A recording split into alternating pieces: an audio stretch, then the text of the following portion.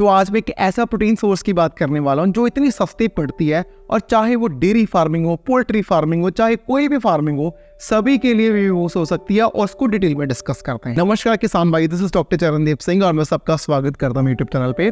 आज मैं बात करने वाला एक स्पेशल प्रोटीन सोर्स के बारे में जिसका अभी तक यूट्यूब पे जिक्र ही नहीं हुआ, कभी किसी ने इसके बारे में डिस्कस ही नहीं किया और इतनी सस्ती पड़ती है। और मेरे को था कि ये सभी जो इंडिया में फार्मर्स हैं सभी तक ये इन्फॉर्मेशन पहुंचे ताकि ज़्यादा से ज़्यादा लोग इसका फ़ायदा ले सके। जिस प्रोटीन सोर्स की मैं बात करने वाला हूँ वो है अज़ोला। आई नो कि आपने इसके बारे में अभी तक कभी सुना नहीं होगा, लेकिन मैं आपको पिक्चर से जगह आपको समझाने की कोशिश करूँगा कि ये क्या चीज़ है, कैसे बनती है। राइट, इसका सबसे जो प्लस पॉइंट है वो ये है कि इसमें प्रोटीन परसेंटेज अराउंड 24% के करीब प्रोटीन है। फाइबर इसमें 11% है, जो कि मतलब अच्छे से अच्छा जो प्रोटीन सोर्स ले लेना, हमारे फॉडर ले ले, लूसन बर्सिम वगैरह भी ले ले, उसमें भी इतना नहीं मिलता जो इसमें ही मिल रहा है। सबसे इसका बेस्ट चीज यही है कि इसको जो मल्टीप्लाई करने का, इसका ऐसे नहीं है कि लूसन बर्सिम को जैसे हम गांव में अपने खेतों में लगा देते हैं फिर वो कुछ टाइम बाद बढ़ता है। ये मतलब बहुत छोटा सा पॉन्ड बनाना पड़ता है, उसमें ये ग्रो कर जाती है, दिनों में ही मल्टीप्लाई कर जाते हैं। जितना हम डालते हैं उससे मतलब ये दिनों में ही मल्टीप्लाई होगी, कितना सारा बायोमास तैयार हो जाता है जो हम यूज कर सकते हैं एज अ प्रोटीन सोर्स। जो सबसे बेहतर जो इसमें स्पीसीज आती है अज़ोला की वो है अज़ोला पिनेटा। ठीक है, ये नाइट्रोजन फिक्सिंग करके इसका सारा प्रोसीजर होता है। जो प्लांट्स है नाइट्रोजन फिक्सिंग वाले, अज़ोला पिनेटा उसमें ही आता है। और इसका जो प्रोटीन कंटेंट है आप देख सकते हो कि एज कम्पेयर टू लूसन और बाकी सारी ग्रासेस के हिसाब से, और जो मेन एक स्पीसीज है अज़ोला की वो है अज़ोला पिनेटा। और इसका सबसे बेस्ट पार्ट ये है कि ये नाइट्रोजन फिक्सिंग वाले जो प्लांट्स होते हैं उसमें ही आता है। और इसका बेस्ट पार्ट ये है कि इसका प्रोटीन कंटेंट आप देख सकते हैं कंपैरिजन में लूसन बर्सिम वगैरह से कंपेयर करके देखें तो 4 से 5 गुना ज्यादा इसमें प्रोटीन कंटेंट है। राइट, तो आप देख सकते हो एक छोटी सी जगह से हमें कितना प्रोटीन कंटेंट मिल सकता है। और नेक्स्ट इसका बेस्ट पॉइंट ये है कि रबी सीजन हो चाहे वो खरीफ सीजन हो, ये सभी में ही ग्रो कर जाएगी।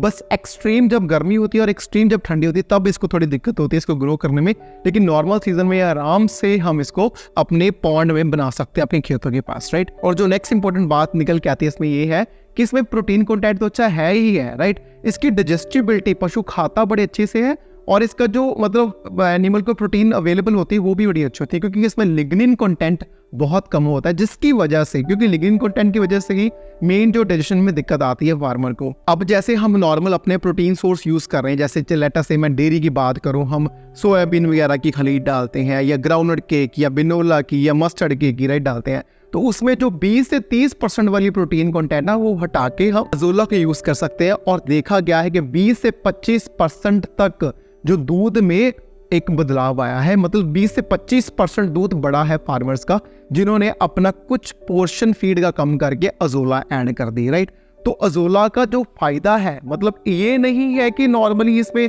प्रोटीन कंटेंट ही है, फाइबर ही है, इतने मिनरल्स भी आप देख सकते हो चार्ट में कि मिनरल कंटेंट प्रोफाइल भी इसकी इतनी अच्छी है कि नॉर्मली जो हर एक जो फॉडर में अवेलेबल होता ही नहीं है वो इसमें अवेलेबल है। दूध तो बढ़ाती है, फैट कंटेंट में बहुत अच्छा इजाफा हुआ है, काफी रिसर्च पेपर्स में ये देखा गया। राइट, अब बात करते हैं इसको यूज कैसे कर सकते हैं।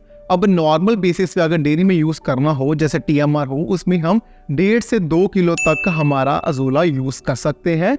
और अगर इसको ऐसे ही यूज करना है जैसे फीड है, राइट, मैं आपको पिक्चर्स भी दिखा देता हूँ, जैसे फीड है 1:1 रेशो में। राइट, जितना फीड डाल दी उसमें अज़ोला करके मिक्स करके प्रॉपरली हम इसको पशु को खिला सकते हैं। और दूसरा ये है कि जैसे हमारा ब्रांड वगैरह हो जाता है, चोकर वगैरह हो जाता है, उसमें मिक्स करके हम पशु को खिला सकते हैं। और इसको हम एज इट इज, जैसे एक्वेटिक है ये, मतलब ये इसमें ड्राई मैटर बड़ा कम होता है, मतलब गीला भी पशु को खिला सकते हैं। लेकिन सबसे बेस्ट देखा गया है कि अगर हम अज़ोला को लेके उसको ड्राई करके प्रॉपरली, जो पूरा आप टेबल देख रहे होगे, चार्ट देख रहे होगे, इसको प्रॉपरली सुखा के अगर हम यूज करें तो वो ज्यादा फायदा होगा, क्योंकि उससे क्या होगा, मॉइस्चर कंटेंट अगर कम हो गया होगा तो उसकी वजह से आफ्टर टॉक्सिन्स वगैरह की जो दिक्कतें आती हैं वो भी नहीं आएंगी। तो मेरे हिसाब से अगर आप यूज करना चाहो, क्योंकि देखा ये भी क्या है कि एज इट इज अगर आप यूज करोगे तो इजाफा मिल्क का वैसे भी बहुत ज्यादा आया है, लेकिन अगर सेफ साइड में देखा जाए तो इसको ड्राई फॉर्म में अगर यूज करें एज अ प्रोटीन सोर्स तो वो सबसे बेस्ट है। इसका बनाने का प्रोसीजर थोड़ा टीडियस है, जैसे 6x4 का एक पॉन्ड बनाना होता है। राइट, पीएच जो सॉइल की है 3.8 से ज्यादा होनी चाहिए। छोटे छोटे पॉइंट्स हैं,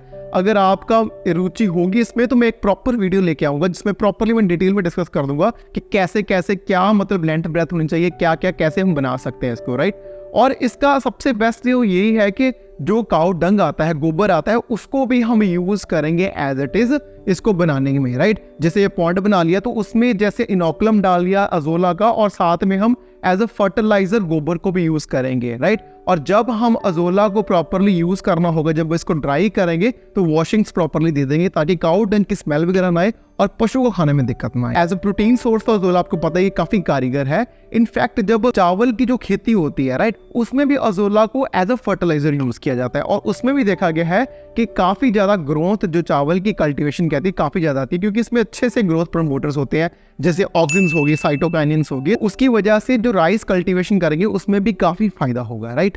तो इसको मतलब कुछ प्रिकॉशनिंग मेजर्स से हम कैसे बनाए, इसको डायरेक्ट सनलाइट नहीं आनी चाहिए, सॉइल की पीएच 3.8 से ज़्यादा होनी चाहिए, राइट। रेनी सीजन थोड़ा बचा के रखना चाहिए, शेडी एरिया में बना के रखना चाहिए इसको थोड़ा सा, और थोड़ा सा एक्सट्रीम सर्दी और गर्मी से इसको बचा के रखे तो ये सालों साल चल सकती है, आराम से हम इसको यूज़ कर सकते हैं, राइट।